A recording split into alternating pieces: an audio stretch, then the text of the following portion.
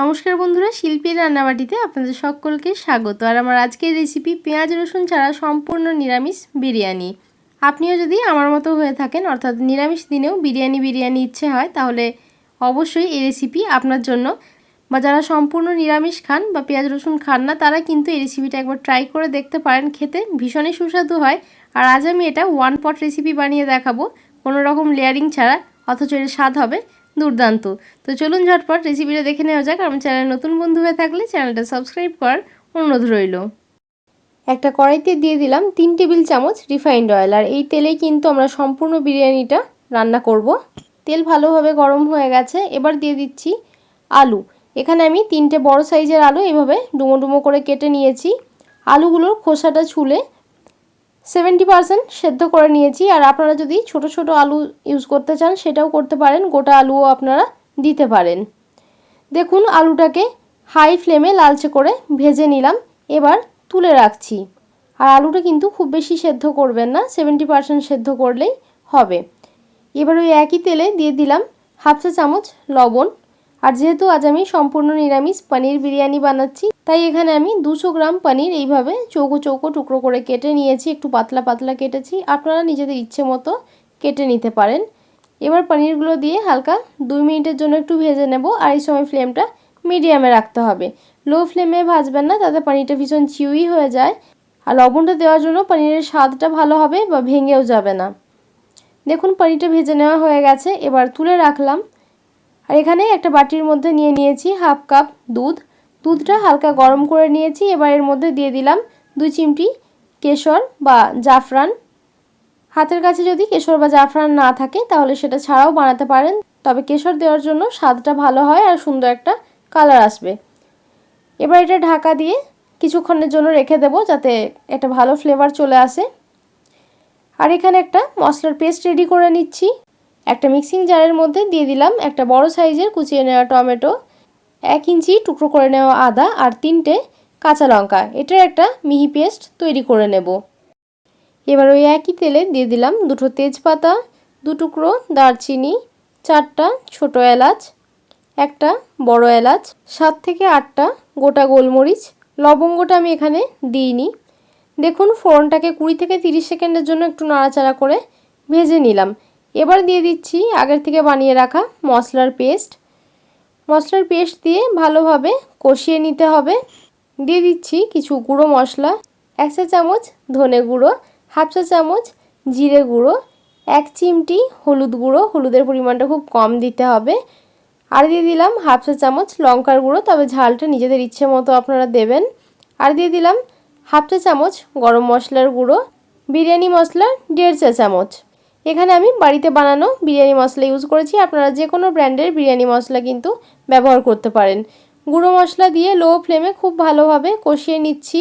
আর দেখুন তেল আলাদা হয়ে গেছে, কষিয়ে নেওয়া হয়ে গেছে। এবার এর মধ্যে দিয়ে দিচ্ছি টক দই। এখানে আমি 2 টেবিল চামচ টক দই ফেটিয়ে নিয়েছি, এই দইটা দিয়ে দিলাম। দই দেওয়ার সময় অবশ্যই ফ্লেমটা লোতে রাখবেন, বা প্রয়োজন হলে গ্যাসের ফ্লেমটা অফ করে দই দিয়ে ভালোভাবে মিশিয়ে নেওয়ার পর ফ্লেমটা অন করে দিতে পারেন, তাতে দই কেটে যাওয়ার সম্ভাবনা থাকে না। দেখুন খুব ভালোভাবে মিশিয়ে নিচ্ছি। আর আবারও বলছি, দই দেওয়ার আগে দইটা খুব ভালোভাবে ফেটিয়ে নেবেন, যাতে তার মধ্যে কোনো লাম্পস না থাকে। দিয়ে দিলাম স্বাদ মতো লবণ, আমি এখানে 2 চা চামচ লবণ দিয়েছি। আর দিয়ে দিচ্ছি চিনি, যেহেতু নিরামিষ বিরিয়ানি তাই অবশ্যই চিনিটা দিতে হবে। দিয়ে দিলাম 1.5 চা চামচ চিনি, যেহেতু টক দই ব্যবহার করেছি তাই 1.5 চা চামচ দিয়েছি। আপনারা নিজেদের স্বাদ মতো 1 চা চামচও দিতে পারেন। ভালোভাবে কষিয়ে নেওয়া হয়ে গেছে, তেল আলাদা হচ্ছে, দেখুন খুব সুন্দর একটা রং এসেছে। এবার দিয়ে দিলাম আগের থেকে ভেজে রাখা আলু আর পনির। আলু আর পনির দিয়ে 1 থেকে 1.5 মিনিটের জন্য একটু ভালোভাবে কষিয়ে নেব। ভালোভাবে মিশিয়ে নেওয়া হয়ে গেছে আর খুব ড্রাই মনে হচ্ছে, তাই 2-3 টেবিল চামচ মতো একটু জল দিয়ে দিলাম। এবার ঢাকা দিয়ে 2 মিনিটের জন্য রান্না করে নেব। আর এই সময় ফ্লেমটা লোতে রাখতে হবে, আর লক্ষ্য রাখবেন যাতে তলা দিয়ে লেগে না যায়। দেখুন আমার 2 মিনিট হয়ে গেছে, আর আলু আর পনিরটাকে এবার তুলে নিলাম। এবার যে গ্রেভিটা রয়েছে এর মধ্যে দিয়ে দিচ্ছি চাল। আমি এখানে 1.5 কাপ বা 300 গ্রাম বাসমতি চাল নিয়েছি। চালটাকে 2-3 বার ভালোভাবে জল পাল্টে ধুয়ে সেটাকে 10 মিনিটের জন্য ভিজিয়ে রেখেছিলাম। এই চালটা দিয়ে দিলাম। 30 মিনিট ভেজানোর কোনো প্রয়োজন নেই। আর হাতে সময় কম থাকলে আপনারা না ভিজিয়েও বানাতে পারেন, ভালোভাবে ধুয়ে নিলেই হবে, তাতেও কিন্তু কোনো অসুবিধা হয় না। এবার চালটা দিয়ে 1 মিনিটের জন্য একটু লো ফ্লেমে নাড়াচাড়া করে ভেজে নিতে হবে।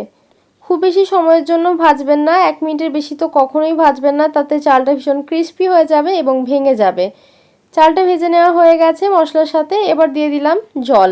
এখানে আমি 1.5 কাপ চালের জন্য 3 কাপ জল দিয়েছি। জলটাকে আগে থেকে ভালোভাবে গরম করে রেখেছি। আপনারা যে কোনো বাটি বা গ্লাসে চালটা মেপে নেবেন এবং যে পরিমাণ চাল দিচ্ছেন তার ডাবল জল দিতে হবে। 1.5 কাপ চাল হলে 3 কাপ জল দিতে হবে। ভালোভাবে মিশিয়ে নিলাম। এবার দিয়ে দিলাম 1 টেবিল চামচ ঘি। যেহেতু বিরিয়ানির মধ্যে আমরা আগে কোনো রকম ঘি ব্যবহার করিনি, তাই 1 টেবিল চামচ ঘি দিয়ে দিলাম। 1 টেবিল চামচ পাতিলেবুর রস, তাতে চালগুলো বেশ ঝরঝরে থাকবে। এই পাতিলেবুর রস দেওয়ার টিপটা অবশ্যই ফলো করবেন। আর আমার চ্যানেলে এর আগেও সয়াবিনের বিরিয়ানি এবং আলু বিরিয়ানির রেসিপি শেয়ার করা রয়েছে, চাইলে সেগুলি দেখতে পারেন। এবার ঢাকা দিয়ে রান্না করে নেব 3 মিনিটের জন্য। আর এই সময় ফ্লেমটা লোতে রাখতে হবে। আর এই যে ছিদ্রটা রয়েছে এটা একটা লবঙ্গর সাহায্যে বন্ধ করে দিয়েছি, এটা আমি আগে দেখাতে ভুলে গিয়েছিলাম। দেখুন আমার 3 মিনিট হয়ে গেছে। এবার ঢাকা খুলে চেক করে নিচ্ছি। এবার যে আলু আর পনিরগুলো তুলে রেখেছিলাম সেটা এইভাবে দিয়ে দিচ্ছি আর একটু চেপে চেপে দিচ্ছি। খুব বেশি মেশাবেন না, একটু আলতোভাবেই করতে হবে যাতে চালগুলো কোনোভাবে ভেঙে না যায়। আর আপনারা যদি চান যেভাবে বিরিয়ানি হয় সেইভাবেও বানাতে পারেন একই প্রসেসে। পনির আর আলুটা গ্রেভির সাথে রান্না করে নেওয়ার পর যেভাবে ভাত বানিয়ে আমরা বিরিয়ানি লেয়ারিং করে বানিয়ে থাকি সেইভাবেও বানিয়ে নিতে পারেন। তবে এইভাবে বানিয়ে দেখতে পারেন, খেতে কিন্তু ভীষণই সুস্বাদু হয়। দেখুন আলু আর পনির দিয়ে দেওয়া হয়ে গেছে, একটু চেপে চেপে দিয়েছি। এবার এর ওপর থেকে দিয়ে দিচ্ছি আগের থেকে স্যাফরন দিয়ে ভিজিয়ে রাখা দুধ।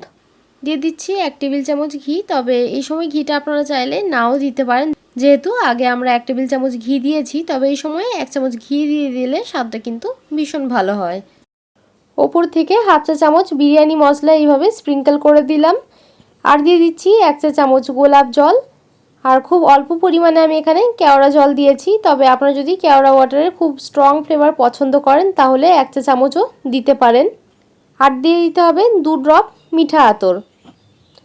এবার ঢাকা দিয়ে লো ফ্লেমে রান্না করে নেব 10 মিনিটের জন্য। মোট এখানে আমরা 3 মিনিট আর 10 মিনিট অর্থাৎ 13 মিনিট রান্না করে নিচ্ছি, তাতেই কিন্তু পারফেক্ট বিরিয়ানি রেডি হয়ে যাবে। দেখুন এখানে আমার 10 মিনিট হয়ে গেছে। আর এইভাবে একটু ওপর থেকে চালটা তুলে দেখে নিচ্ছি ঠিকঠাক সেদ্ধ হয়েছে। আর আপনারা যদি দেখেন চাল একটু শক্ত রয়েছে তাহলে আবারও অল্প পরিমাণ জল দিয়ে 2 থেকে 3 মিনিটের জন্য ঢাকা দিয়ে রান্না করে নিতে পারেন, তবে সেটার প্রয়োজন হবে না। এবার ভালোভাবে মিশিয়ে নিচ্ছি। দেখুন আমাদের সম্পূর্ণ নিরামিষ পনির বিরিয়ানি কিন্তু একেবারে রেডি হয়ে গেছে। আর আপনারা যদি 10 মিনিট স্ট্যান্ডিং টাইমে রেখে তারপর মিক্স করেন সেটা কিন্তু আরও ভালো হবে। এবার এই সম্পূর্ণ নিরামিষ পনির বিরিয়ানি সার্ভ করে দেব। আর এর সাথে যদি দই সার্ভ করা হয় সেটা খেতে ভীষণই ভালো লাগে। এইভাবে অবশ্যই আপনারা পনির বিরিয়ানি বাড়িতে বানিয়ে দেখতে পারেন। কেমন লাগলো কমেন্ট করে জানাতে ভুলবেন না। আর যদি ভালো লেগে থাকে একটা লাইক করবেন। আরও এই ধরনের নিত্য নতুন রেসিপি পাওয়ার জন্য চ্যানেলটাকে সাবস্ক্রাইব করার অনুরোধ রইল। দেখা হবে আবারও একটা নতুন রেসিপি নিয়ে। আর এতক্ষণ সাথে থাকার জন্য ধন্যবাদ।